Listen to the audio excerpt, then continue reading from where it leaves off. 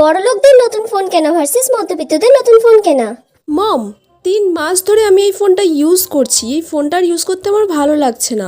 তুমি আমাকে একটা নতুন ফোন কিনে দাও। ও বেটা, তুমি 3 মাস এই ফোনটা ইউজ করেছো, আর তোমাকে এটা ইউজ করতে হবে না। আমি তোমাকে নতুন ফোন কিনে দেবো। তোমার কি ফোন পছন্দ বলো? আমি দেখে নিয়েছি iPhone 15 লঞ্চ করেছে, আমি ওটাই নেব।